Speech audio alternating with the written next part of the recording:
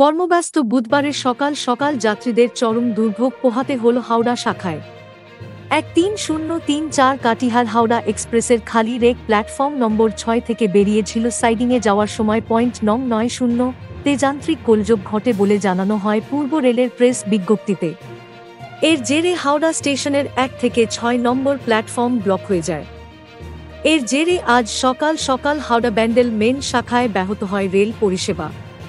এর জেরে আপ এবং ডাউন দুই লাইনেই দীর্ঘক্ষণ বন্ধ থাকে লোকাল ট্রেন চলাচল, যার জেরে যাত্রীদের সমস্যায় পড়তে হয়।